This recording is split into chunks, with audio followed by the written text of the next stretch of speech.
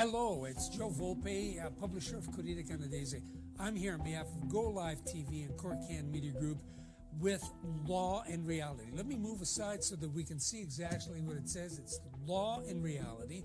And to talk about Law and Reality, today I am here as usual with Richard Borax, Sir? noted immigration lawyer. Actually, you've been doing this for almost 40 years, if not more. More. Okay, so the guy's got a little bit of experience behind him, as they say. Sad time. All right, so, Richard, thanks Didn't all for learn coming. much in 40 years, I'll tell you. But thank you very much for coming here to do this, because you're always a great repartee for some of the things that I say, and you try to keep me on track. So I thank you for that. Thank you for that too. So what I'd like to talk to you about today, and we've done something like this already in our newspaper. We've been perplexed, and That's a polite word.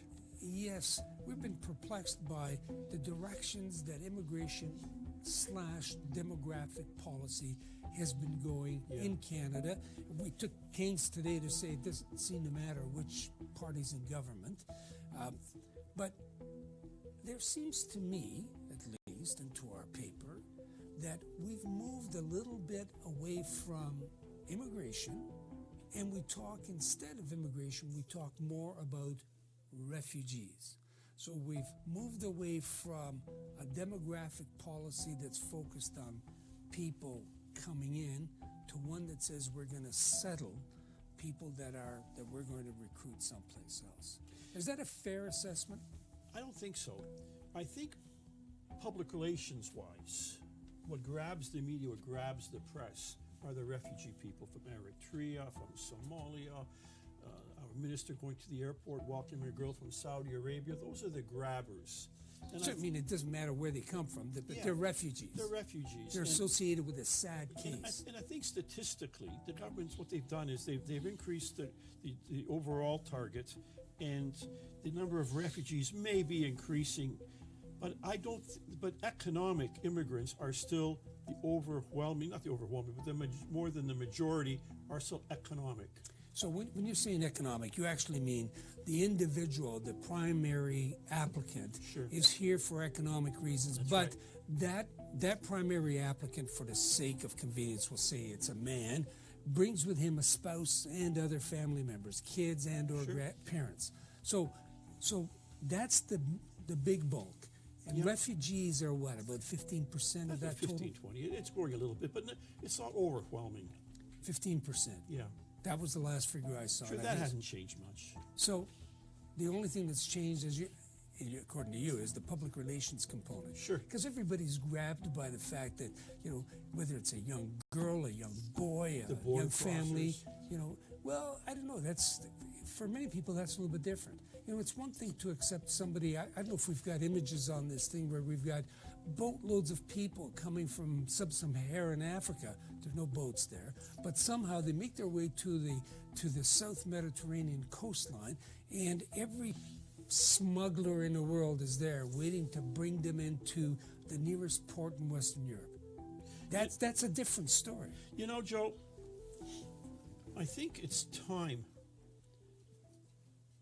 The show's called Law and Reality for a reason. There has to be some relationship between the law and the purpose of immigration. The Immigration Act specifies why we have an immigration program in this country. Well, we want to develop the country, and we need people to do it. It's about development, essentially. Right. And the humanitarian component is there, but at the end of the day, it's about developing the country with people. And if there's going to be a development plan for any business, for any country, you have a plan. And that plan is based on law. And Joe, as a lawyer, I can tell you, I can't advise my clients anymore about what law works, whether any law has a foundation in reality. And on top of that, the government is making policies without any data or not disclosing any data. Before you and I get into an argument on this, let me just, it never happens, but for the sake of debate, we're talking about, you saying there's no law. There is a law. And when I said to you a moment ago that it seems that we've shifted from immigration, which for me is akin to demographic policy. Joe, there is a law. Now, there are thousands of lawyers and thousands of consultants mushrooming in this country, all servicing a pretty small quota. The government won't use the word quota, they use it targets. 300,000 a year. And within that, and lawyers have to give advice within that framework. So if we're talking about refugees, I'm going to interrupt you as we go through this. At 15%, we're looking at maybe about 45,000 people who fit the definition of refugees. And so the entire focus of the country is on those 45,000 people, while we have another 265,000 that are economic. When you say the focus of the country, the emotional focus of the country, the public relations, people getting their backs up or whatever, our emotional drain is on the border crossers, on the refugees. It's like about 30,000 over 2 years. Oh yeah, but those are people who come here and we expect them to be a drain and we budget for them to be a drain, and they are a drain. And we expect that what's going to pay for that drain are the economic side. And we expect there to be some logical, economic, and legal basis to bringing those people in. And I'm telling you, that legal basis to bring in the economic people, that has collapsed. Well, that's because we're making, this is where you and I agree, where there seems to be a policy made up on the fly virtually every time you turn on TV. You know, policy is one thing. When you have a policy, I remember in 2015 in Canada, and they said we need data-based policy. Remember that data-based policy? Yeah, that's the sort of thing that all of the pundits and all of the pollsters, we offer you advice that's scientific. We gather the data. Yeah, you gather your data to give me advice that you want. The present government hammered the previous government for having policies not based on data, on whims. They pull them out of the air. And so just to be clear, we're talking about the Harper government. Yeah. Okay. And Trudeau would stand up, and his people would stand up and say Harper was making policy on the fly with no data basis.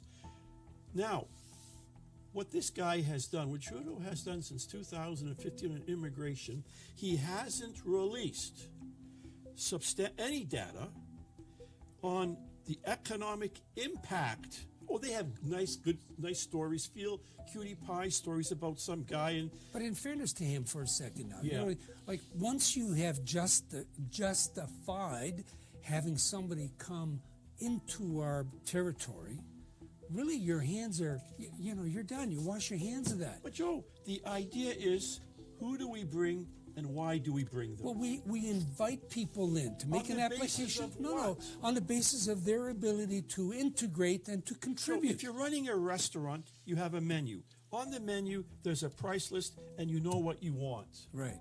We are inviting people into the immigration restaurant with a menu with no price on it, no price list. We have no data.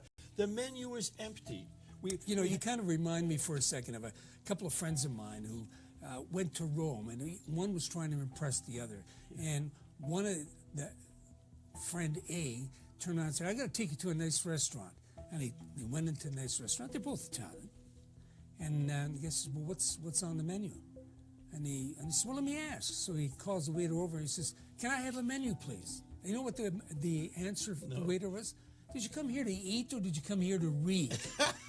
So, well, this is immigration policy in Ottawa. No, but they're making it up like the bloody waiter. Excuse my English. But the waiter already knew what he wanted. He knew what he had to offer. He knew everybody that comes into his restaurant is there to eat what's there. And Ottawa knows what it wants too, but it ain't saying. Okay, well, I don't want to be that critical. You have to be, Joe. No, you know why I don't want to say that, Richard? And maybe, you can challenge me on this all you want. Yeah. So, we're talking about, my premise is that the focus, the attention, and you said it's the public relations side, the attention-grabbing immigrant is the one that's associated with misery and suffering abroad. And that's 15% of the population at best. Yeah. Although I note that there is a fellow who used to be part of the Refugee Determination Board who issued a paper a few years ago who said there's no such thing, they're all lying. Well, I'm not that negative. I am. Well, you can be negative. What I want to say is this, because I think you're taking me there. You're taking me to a point where the general public would say there are no longer the kinds of rules that make for good process and for good legal service. That's true. So here you are, you're a lawyer, and this is how I interpret it. You can tell me if I'm wrong, but you're a representative of the legal profession, earning your living off an immigration program that you think has a set of rules upon which you can advise your clients. That's the idea. For 40 years, that was the idea. The client comes in, you talk to him, and you try to slot him in and get him his status. And it's not working anymore. It's not. It's only working for a very select few. High-tech, English-speaking people, period. If the government wanted to be honest about its advertising of immigration, they would say, here is what we want. Everybody else is a roulette wheel. It's a shot in the dark. So now you're bringing me into an area that, it's a little close to my heart, and it always causes me problems because I can't separate myself. So I'm going to let you separate me from it. So if the government is not doing it, I want them to be a little bit like that waiter in that restaurant in Rome. People are coming here, they want to eat. You got to put food on the table, and they have to like it. So there are apparently a lot of people coming to this restaurant. They're called undocumented workers. There's 1 million of them here, not 15% of 300,000, 1 million. Those are numbers that are issued by the Government of Canada through Human Resources and Immigration Canada. And that speaks to the failure and collapse of the system. But they're you not. You cannot be proud that you're bringing in 300,000 a year when you already got 1 million guys floating around and you really don't know who they are. And Canadians, I am shocked. They don't get their backs up when they have 1 million people walking around the streets who they don't know who they are. But they're by and large very law-abiding individuals. They're working. They're in a construction site. They're making the beds in your hotel room. They're serving you at the table. They're washing the dishes at the restaurant. I am, and that law is not being applied for them. Those people have a right under the law to have their backgrounds checked to make sure they're not criminals, to make sure they're safe. They have a right to say they pay their taxes. They have a right to say those laws are not being applied. And then you have other people who are taking a shot in the dark to apply. Immigration is now a roulette wheel. It's not based on law, and it definitely is not based on economic policy. But there's no way out, Joe. I know, but there's a reality that certain of your colleagues in the legal profession, and I don't mean to put anybody down, because they're earning their livelihood through a legitimate process. It's one that the government allows and one that government encourages, but it's one that's based on service. So there are many as you call them, consultants and legal practitioners who try to get these people regularized. So they're here. There's 1 million of them. They've proven that they're integrated. They're integratable. My colleagues, the frustration they feel. Let me give you an example. The government... Does it involve eating? Does it involve eating in a restaurant in Rome? Even worse. If the waiter came and he said to you, you've got 12 minutes to eat the meal. Yeah. Okay. If you're in Rome, it'll take you longer. Well, but the point is that 12 minutes is this. They opened up, people were complaining, family sponsorships. The point here is, who needs a legal profession? Who needs consultants? Who needs us? When the government... Well, anybody who wants to have guidance through the system. Guidance towards what? The family sponsorship, they said, okay, we'll increase the quota to 20, 25,000, whatever. And we're not going to do it a lottery. We'll do it first come, first serve. Okay. So what do? They open it up, and in 12 minutes, all 20 or 27,000, whatever, are taken. Now, there's a law firm in this town, good law firm, good lawyers, they give good service, sent out a newsletter to many people, including to me, and they said they don't understand.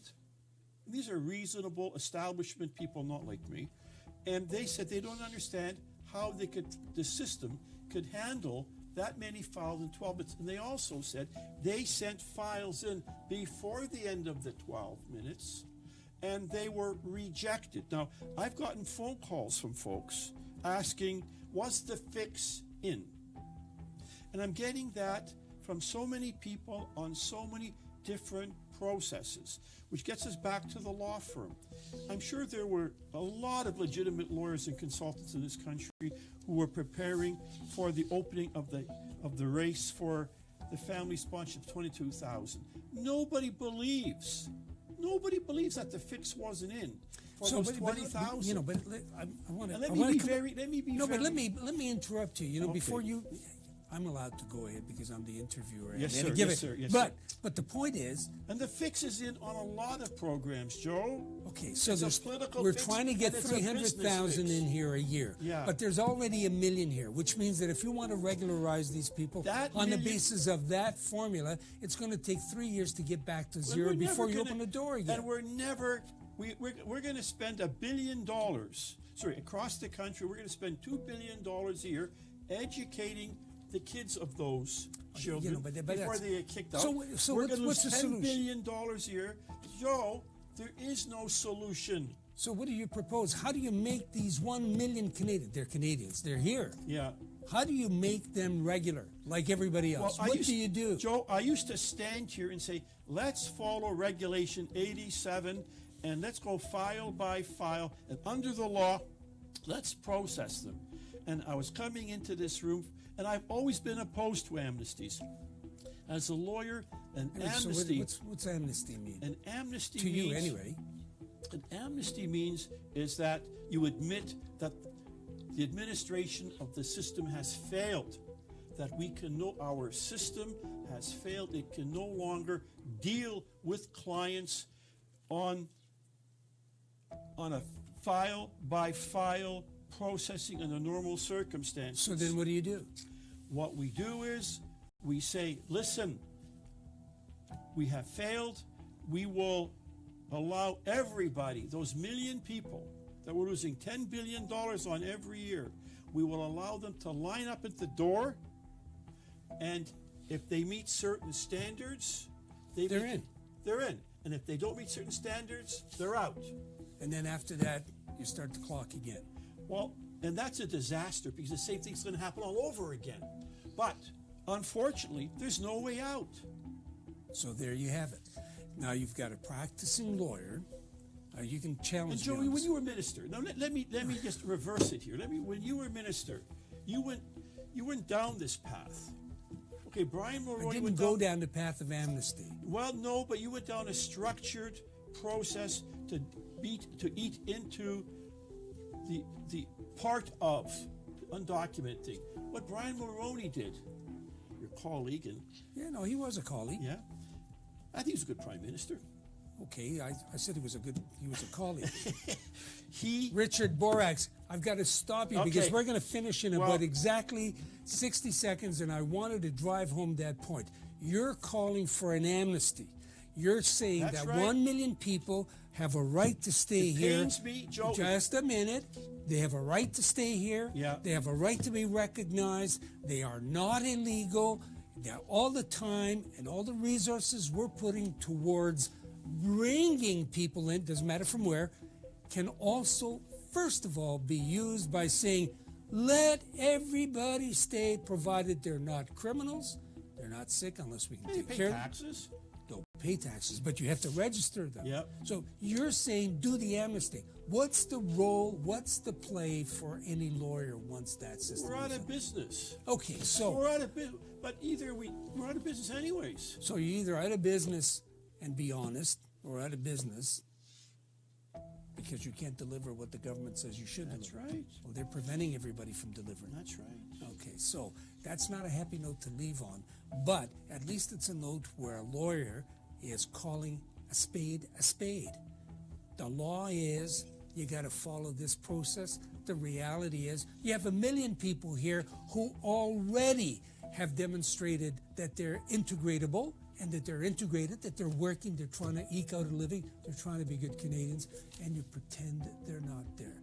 We don't want to pretend that we're going to run beyond the clock. This is Joe Volpe on behalf of Go Live TV, Corcan Media Group, thanking Richard Borax for a dose of cold water and for promoting Amnesty. That's not the position that I have in my paper, but I don't like it, but I'm really impressed that a member of the legal community says, forget what everybody else tells you, we got to have Amnesty.